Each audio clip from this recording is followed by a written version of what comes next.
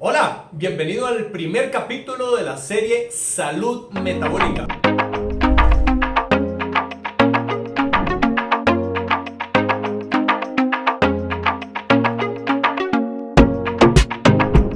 Soy el Dr. Donald Vega, director y fundador del método 10K de Kilosophy, y a partir de ahora voy a empezar a compartir con usted a través de una serie de capítulos mi experiencia y aprendizaje en el último Congreso de Salud Metabólica considerado el mejor del mundo. Así es que empecemos. Hoy vamos a hablar sobre la presentación del Dr. John Rowe y la salud metabólica. Por supuesto, no podría ser otra cosa. Entonces el doctor, y aquí tengo una serie de notas para ir guiándonos y pasar a través de todo el proceso de una manera ordenada. Él habla que la salud metabólica consiste en 5 cosas. La primera es mínima grasa abdominal. Sabemos que cuando a nivel de la zona abdominal se almacena grasa, en lo que se conoce como grasa visceral, o sea, en los órganos, esta grasa es tremendamente inflamatoria y empieza a producirnos problemas metabólicos. Eso es lo primero que hay que tener totalmente resuelto. Número 2, glicemia normal. Se refiere al nivel de azúcar en sangre. Entonces, por ejemplo, yo manejo el medidor continuo de glucosa. Aquí podemos ver el sensor y aquí tenemos el lector. Les muestro por acá entonces la glicemia en este momento, que es exactamente 90 miligramos por decilitro. Ok, eso que vemos en celeste es el rango que empieza en 70 y asciende hasta 100. Ahí pudimos ver cerca de las 2 de la tarde una pequeña elevación. Eso correspondió al momento de mi almuerzo, pero rápidamente vuelve y estable.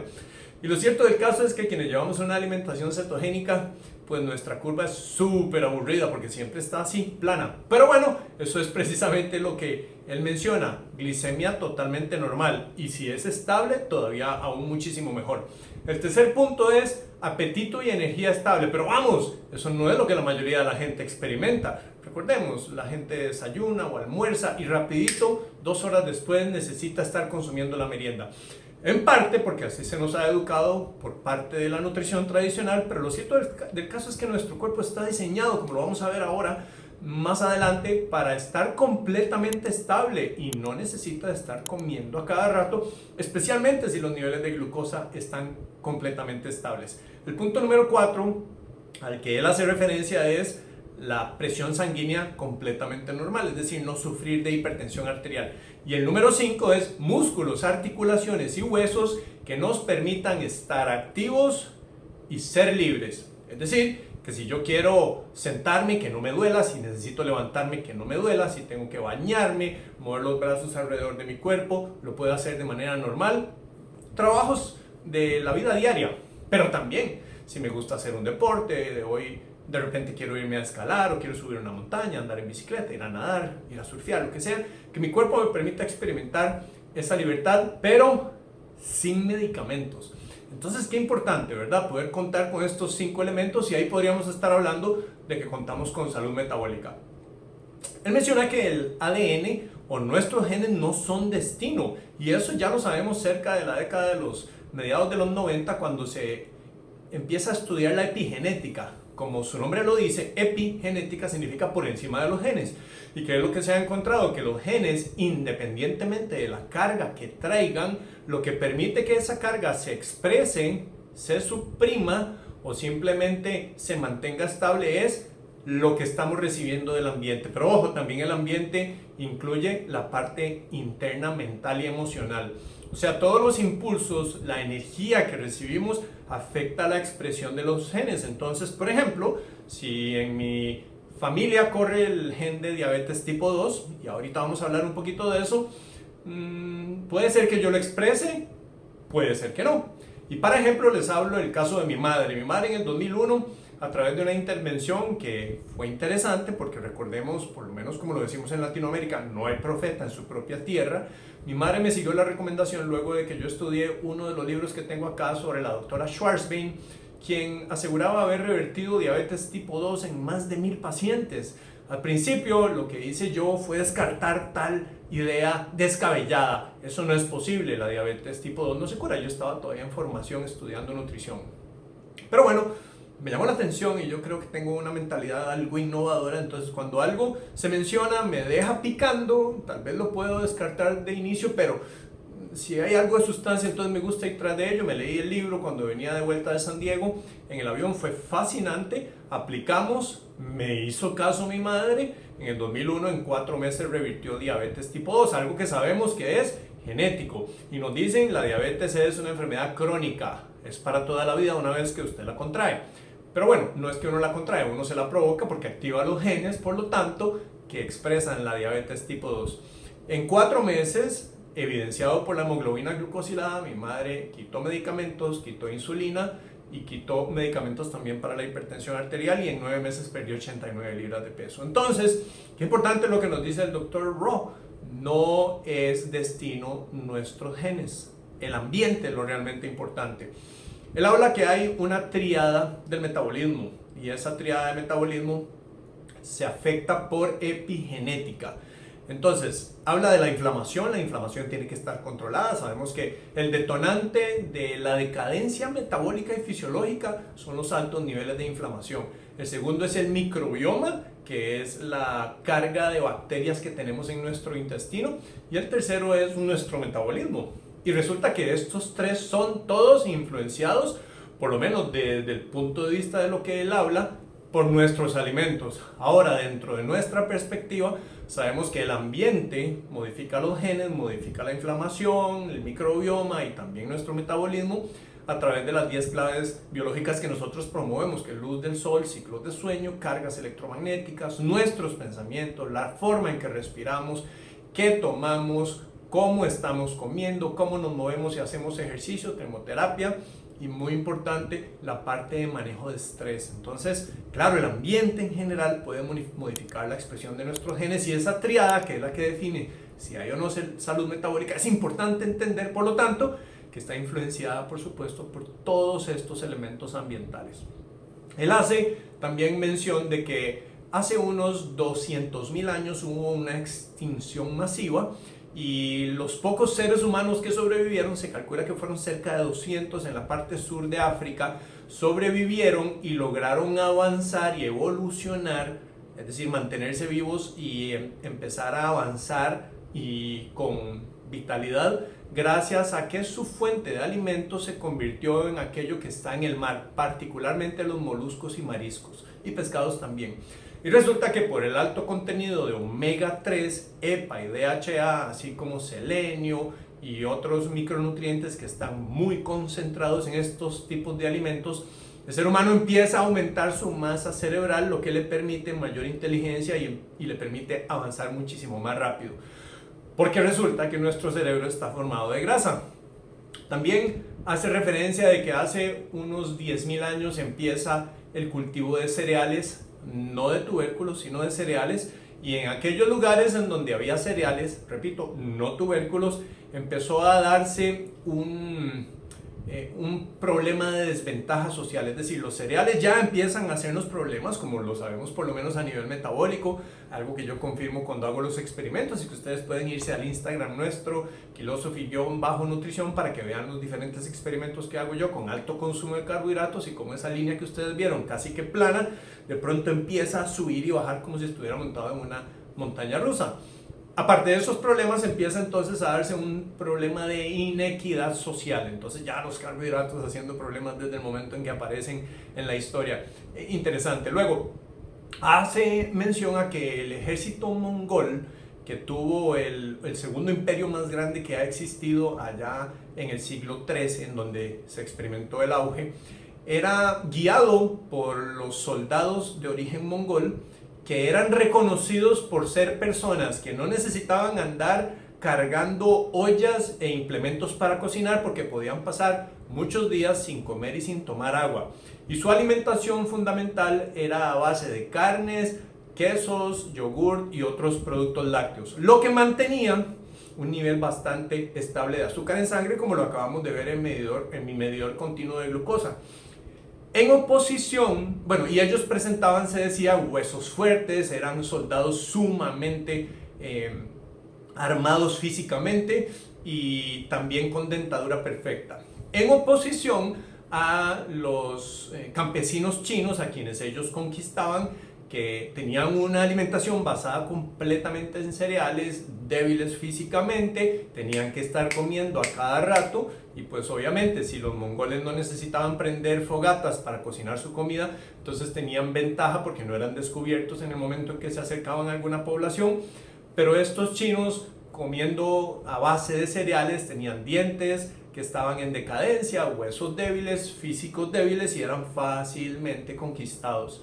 Entonces hace referencia de que una alimentación nula o baja en carbohidratos era muchísimo más ventajosa desde el punto de vista de estabilidad energética y por supuesto prestancias físicas. También habla de los 7 países, el estudio de los 7 países, aquel estudio famoso de Ancel Keys en donde se establece que la grasa saturada es la gran responsable de la enfermedad cardio y cerebrovascular. Pues resulta que, y esto yo lo expongo en mi libro también, La ciencia de la pérdida de peso, que pronto estará disponible, ya estamos en los últimos detalles para la publicación, y ahí se los vamos a contar. Él habla de que originalmente eran 22 países, lo que pasa es que Ancel Keys, completamente sesgado por una idea falsa, hoy lo sabemos, pero tristemente todavía se sigue pregonando comer bajo en grasa, pero él cegado por esta idea, entonces empieza a hacer lo que la mayoría de científicos hacen cuando ya han tomado una decisión de cómo quieren que salga un resultado, para que entonces la información que empiezan a recuperar u obtener a la hora de presentarla vaya más o menos llevando a quienes van a leer esos estudios científicos por la dirección que ellos ya previamente han decidido. Entonces, claro, él estaba sesgado a que la grasa saturada era mala y por supuesto que quita 15 países del estudio, se deja solo los 7 que más o menos se ajustan a su hipótesis y los 15 los elimina diciendo entre unos y otros, por ejemplo, la paradoja francesa, en donde la gente comía gran cantidad de grasa y sufrían en muy poca frecuencia de enfermedad cardio y cerebrovascular. Entonces, qué triste cuando la ciencia nos conduce en una dirección y especialmente cuando esos datos, como lo vamos a ver más adelante con otro estudio, están totalmente sesgados. Y la consecuencia que sufrimos hoy de tener grandes problemas metabólicos basados principalmente en una altísima carga de carbohidratos, porque eso es lo que nos han enseñado. Antes hacía referencia, por lo tanto, al consumo de cereales y meriendas a cada 2 horas, cuando en realidad el ser humano no necesita estar comiendo así. Ok, él hace entonces la referencia también al estudio de Minnesota que se hizo entre 1968 y 1973, en donde se demostró que el doble de grasa saturada, y les cuento cómo fue el estudio, se tomaron 2 brazos diferentes, era en varias instituciones psiquiátricas, es un experimento que en la actualidad no pasaría a los controles porque simplemente no es ético hacerlo, pero así lo hicieron en ese momento porque no existían tales restricciones y toman a toda la población de estos instituciones psiquiátricas y los someten a dietas controladas. Un grupo era con una dieta con 18% de grasa saturada y el otro grupo era con una dieta de 9% de grasa saturada, o sea, la mitad. Y los científicos lo que querían, como en el caso de Ancel Keys, era demostrar cómo la grasa saturada conducía a enfermedad cardio y cerebrovascular, particularmente a males del corazón. ¿Qué descubren? Pero descubrimos después nosotros, y ya les voy a contar por qué. ¿Qué descubren ellos? Que en realidad lo que sucede con este estudio es que no hay diferencia alguna entre 9% y 18% de grasa. Sin embargo, en la actualidad nos están recomendando ir por debajo del 9%. Y eso es triste porque desde ese entonces se demuestra que no hay diferencia en ambos grupos en mayor frecuencia de muerte por eventos cardiovasculares. Simplemente no existe correlación entre más grasa saturada y esta situación. ¿Por qué fue triste eso? Porque este estudio se dio en un momento de la historia en donde la discusión se estaba generando para finalmente tomar la decisión. Ok, le recomendamos a la población que se meta en este gran experimento en donde van a consumir baja cantidad de grasas porque estamos definiendo que la grasa es mala, o no lo hacemos. Y los autores de este estudio luego, ya muchos años después, cuando se les pregunta ¿y por qué no publicaron este estudio? Y sus palabras fueron: porque estuvimos decepcionados en cómo se dieron los resultados. O sea, como no apoyaban su hipótesis, dijeron: ay, qué pereza, no publiquemos esto porque de todas maneras no aporta a lo que nosotros queremos demostrar. Y eso fue muy triste porque, como digo y repito, fue un momento de la historia clave en donde se estaban generando recomendaciones que todavía hoy se siguen dando exactamente igual. Bueno, ok, Hablemos también de las terapias nutricionales de bajo índice glicémico. ¿Qué se ha encontrado? Y esto me ha llamado poderosamente la atención. Repito, yo andaba en un congreso de salud metabólica y en la salud metabólica la mayoría de los investigadores llegan y presentan científicamente publicaciones que están a punto de publicar o publicaciones que ya acaban de publicar o que acaban recientemente de publicar y hacen diferentes comparaciones de sistemas de alimentación. Yo no me refiero nunca a dieta porque la dieta está muy cargada negativamente de calificativos que hacen que la gente no quiera hacer dieta. Entonces, si sabemos que el 98% de los esfuerzos para pérdida de peso fracasan cuando una persona hace dieta, yo éticamente no puedo poner a alguien a hacer una dieta. Entonces, por eso yo hago una referencia a sistemas de alimentación. Entonces comparan sistemas altos de alimentación con sistemas bajos de altos en carbohidratos, bajos en carbohidratos, medianos en carbohidratos, y todos estos han ido interesantemente concluyendo en toda la masa de investigaciones que entre más baja la cantidad de carbohidratos, mejor la salud metabólica. Desde keto, desde low carb, desde las diferentes versiones de alimentación keto, siempre y cuando sea en versión limpia, y la mediterránea, carnivore, todas estas tendencias que van hacia la baja en carbohidratos están demostrando que están provocando un mejor efecto. Entonces, ¿y cómo se mantienen estos efectos que de hecho son neuroprotectores? Porque el efecto logra mantener las glicemias bajas, y cuando las glicemias están bajas, para empezar, el cuerpo hace un pequeño cambio del sistema energético hacia las cetonas, y las cetonas por diferentes vías son antiinflamatorias, tienen una muy poderosa epigenética, es decir, activa mecanismos antiinflamatorios en nuestras células que hacen que sean neuroprotectoras, pero nosotros lo vemos también todo el tiempo, con temas de hígado graso, con hipertensión arterial, por supuesto, con el tema de obesidad, problemas digestivos, enfermedades autoinmunes, esclerosis múltiple, esclerosis lateral amiotrófica, fibromialgia, es casi que de todas las semanas pacientes que están recuperándose de esas condiciones. ¿Y por qué? Porque tiene un efecto neuroprotector. Y es interesante, él hace esa mención realmente de manera muy vehemente porque es lo que se ha estado encontrando.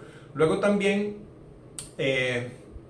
habla de que nosotros tenemos sensores en nuestro cerebro. Recordemos que existe lo que se conoce como el gut-brain axis, es un eje que se conecta cerebro-intestino, y se habla de que nuestro intestino es nuestro segundo cerebro, y la población de bacterias no solo a nivel nervioso mandan señales, sino que a través de péptidos o moléculas de proteínas le mandan información a nuestro cerebro de lo que está pasando en el ambiente, porque recordemos que nosotros tenemos una población gigantesca denominada microbiota y que cada vez se asocia más a condiciones de salud o de enfermedad dependiendo de la población que haya.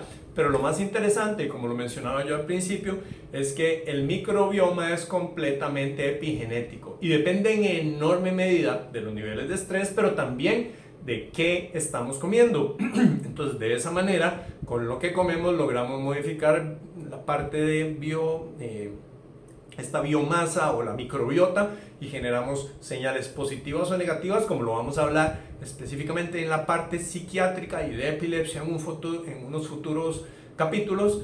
Y es impresionante cómo esta comunicación de intestino con cerebro es efectiva y a través de moléculas que las mismas bacterias están liberando. Entonces el microbioma hay que corregirlo, pero ¿cómo lo corregimos? ¿Implantamos o empiezo yo a comer bacterias? No, hablamos de que la parte epigenética es poderosísima y podemos lograr transformaciones de microbioma con lo que estamos comiendo, y ya sabemos cuáles son las líneas que producen una mayor transformación. Algo que menciona también es un estudio que se hizo en ratones con COVID-19.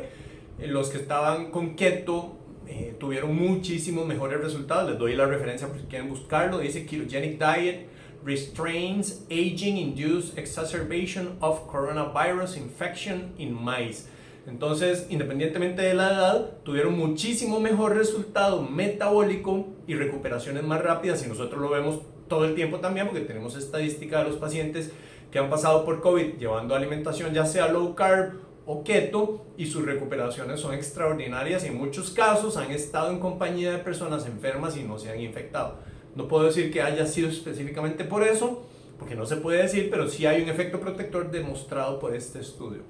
Entonces, para cerrar, les cuento cuáles son las condiciones para las cuales actualmente existe evidencia, y esto solo de la presentación del Dr. Rob, pero algunos de los otros presentadores también muestran otras diferentes condiciones que tienen evidencia que mejoran enormemente con la línea baja en carbohidratos, particularmente y con más fuerza haciendo bajo en carbohidratos cetogénico.